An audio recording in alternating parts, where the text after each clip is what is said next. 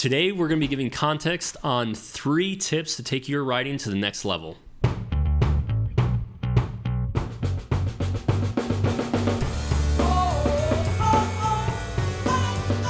I'm Weston, I'm a film director, and I own a film production company.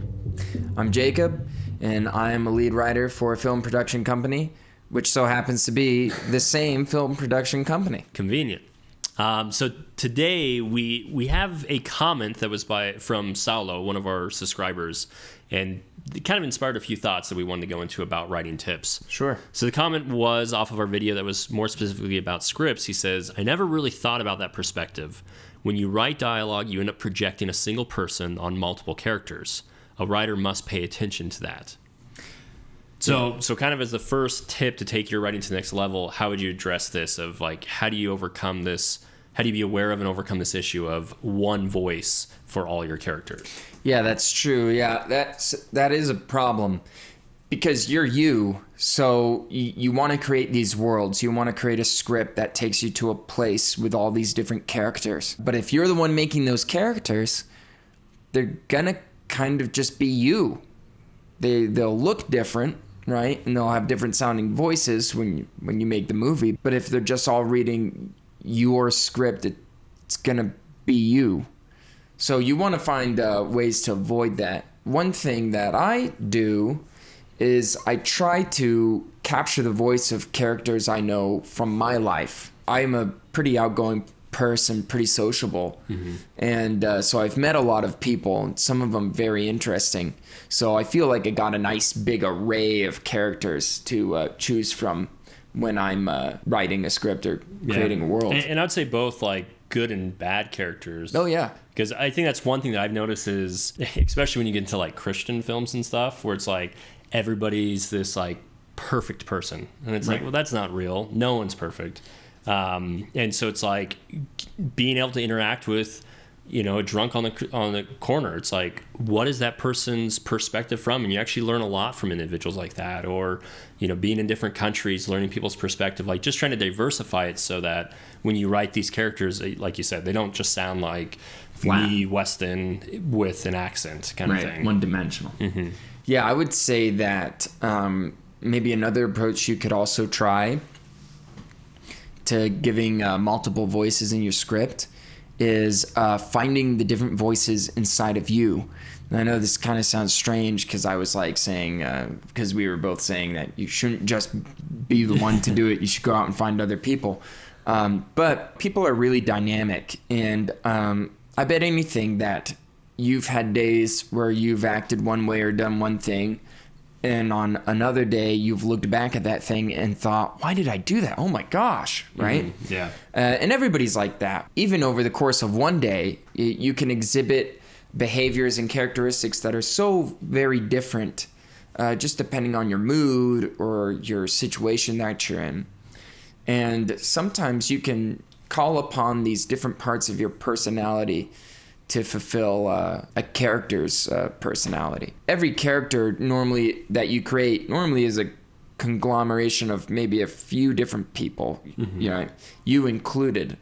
And I know for me, my heroes, the top character, right, of the spectrum of my cast, the heroes always have the parts of myself that I like the best or I find the most noble. I know that sounds kind of narcissistic, but that's that's natural, human nature, right? It's self-love that we all have. But likewise, my villains in my books that I'm working on and in my scripts, even though they're made up of several different people and personalities, I know their darkest parts, at the lowest end of the spectrum, are things about myself that I'm disgusted by or afraid of or just really hate, And that way I'm most personally connected to my hero and my arch nemesis.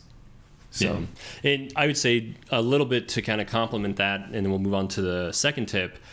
Also, I think something that is helpful is defining what those characters are. Yeah. Like, what's their motivator? And you'll realize that when you define a motivator, you'll realize that your bad guy is not actually a bad guy. And so no bad person does something because they want to be bad. They do something because they believe it's good. And that helps create a lot more dynamic, realistic characters that are very diverse. And I know as like when you do role playing and stuff, when you start kind of looking into those characters, you can imagine what choices those characters would make when you put those thoughts in your head of, this is my motivator, what choice am I going to make? Right. Again, it helps to pull from people in your life that you know. You know, like if I'm creating a character and I'm like, why would this character do this one thing? And I'm like, well, who am I basing this off of?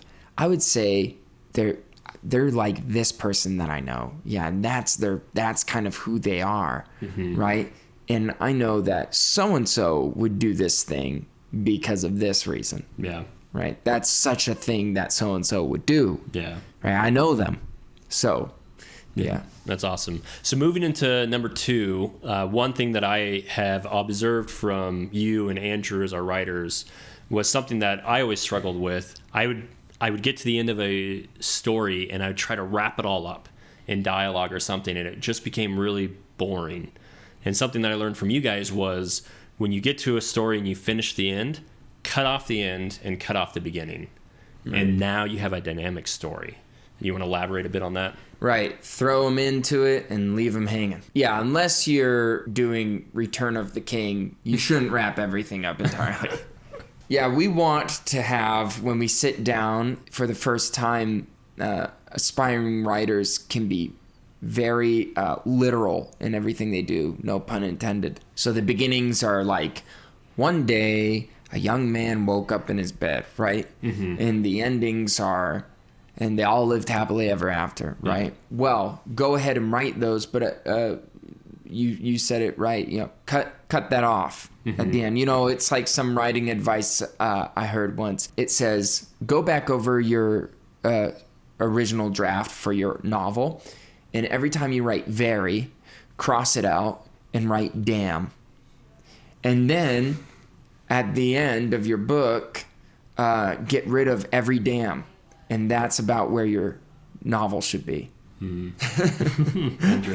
That just kind of made me think of this. But yeah, you want a beginning that immerses people immediately into what you're doing. Because if you look at the difference of, you know, when we start and Jeremy's waking up and we see the sunlight versus, and he lifts the gun up to his head and says, if I didn't know you better, I'd pull the trigger now, or something like that. And it's like, holy crap, why are we in this moment? Who's got the gun? Who's right? Who's wrong? Now, often what they'll do in movies for beginnings is they'll have a hook like that, and then they'll go back and start it conventionally. And that's another thing you can do. If you really do want that conventional start, showing everything from the very beginning, you can start off, you can have that, but just not at the beginning. Right. So sometimes in a movie you'll have something somewhere or later near the end of the script or 10 years earlier or something like that, or, you know, where they'll show something happening. Right. Normally it's something somewhere is happening, and it's this dramatic thing. It pulls you right in. Wow, this is going to be a knocker. And then it starts back up. Right. After 5 minutes, you go to the conventional beginning. But yeah, you want something that immerses somebody in your story right then and there immediately. J.J. Abrams has a great TED Talk that he talks about the mystery box, and that movies are about mystery boxes, and that's what's going to keep you wanting to watch it. So it's like, you know, Star Wars opens up and you've got a starship that's like, oh, cool, lasers are coming at it. What the heck is going on? Camera pans, boom, a ginormous starship following the smaller starship. And now it's like all these mystery boxes. Who's who? Who's chasing who? Why are they shooting at them? And you have all these questions now that create intrigue. And as far as ending, no ending is better. And there's different ways to have kind of a hanging on ending. But my favorite endings are, and no good ending is really a complete sum up. But my favorite kind of ending is an ending that makes you feel like, and the adventure goes on. You know, I like Westerns, so I kind of like the endings where they're like, well, where we headed next? It's like, I'm going to El Paso. Want to come? Don't mind if I do. Bum, bum, bum, bum, bum, bum, bum, bum. And you see them riding off into the sunset, like they're off to the next thing. Next one, yeah. Right, yeah. So, yeah, but you should have an ending that either leaves people, make your media, your script should cause emotion. Mm-hmm. So make them feel something. But when it just wraps up conventionally and ends, I mean, that's kind of an emotionless way of ending. And a lot of the time I've noticed as a director that and I've seen this in other directors, it's me wanting to make sure my story is understood and I wrap it up too tight. But what that does is it steals away the ability for the audience member to put their own conclusion to it. Right. And again, the film is not about me as the director, it's about you as the viewer. And so I need to leave it open so that you can get your own conclusions. And I love those movies where you finish and you're talking about the ending of it for the next 3 days. Right. Like, that's a good movie. I like the movies where it finishes and I walk home from the theater and I'm just thinking, man, I wish I was in that movie with those guys. I want to see what's happening now, I want to see where those characters are. Okay, so number 3. Okay, have real... Okay, I'm going to have Weston read this one. Number 3. Oh, man. I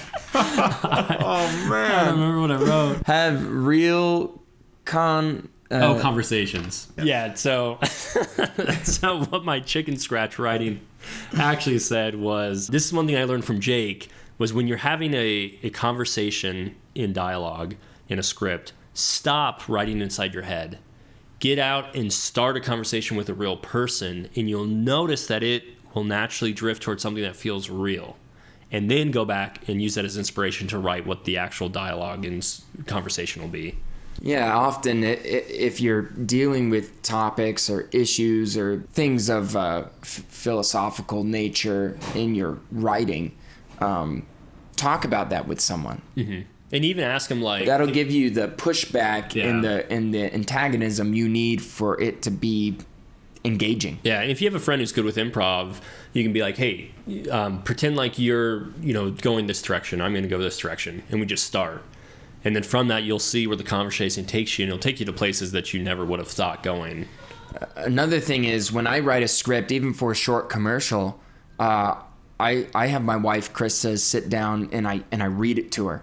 Even if I don't want her opinion, or if there's nothing I need to read it out loud for, I just need to read it out loud. I need my mouth to move and my tongue to, I need to pronounce those words. I need to see, because in my head it may sound awesome. And then you read the script out loud and you realize, this kind of sounds weird. Yeah. It sounds good in my head. It doesn't sound good when I say it out loud. Scripts are going to be spoken, mm-hmm. right? These aren't books. These aren't novels. So you should always check, double check, extra check that they sound right when they're spoken out loud or in conversation between people. So if it's just a narration or something, practice speaking it out loud. Have other people speak it out loud, so it's not just you who can say it smoothly, but it's something that comes easily to everybody's mouth, to everybody's eyes and ears. Mm-hmm. And if it's a conversation, do the same thing. Get somebody to read the dialogue back and forth with you. Does it sound natural? Does it come out of their mouth easily? Right? Or is it goofy? If you have to keep stopping them as the writer and being like, no. Okay, this is supposed to be like that. That's why you're supposed to do it, because that's how I wrote it. And maybe you can do that a few times. But if you're doing that throughout the whole script, then you're the one who has to go back and fix the script, rewrite the script so that it flows better. Yeah, and one kind of caveat to that, which is just interesting and useful for any of you guys doing commercial stuff, when you do get it into a how it's read form, it kind of reads weird. And so for us, we don't let our clients read the script on their own, because they'll always be like, well, this is weird. They always try to change it so it sounds better in writing. We always have someone in the company, typically Jake, act it out for them, because then they can see past that like, oh, well, but it reads weird versus, oh, when it's read, it sounds so much different. Yeah. So just making sure that you're keeping that in mind, that how you write is not how you read, and how you read is not how you write. Darn it, I was about to say that exact thing, and then you said it. Sorry. Okay, remember, every orange deep down is just a rain cloud high up. What? Okay, so to wrap it up, again, in review, 3 tips for taking your writing to the next level. The first one was make sure you don't have a single voice. Have multiple voices, multiple characters.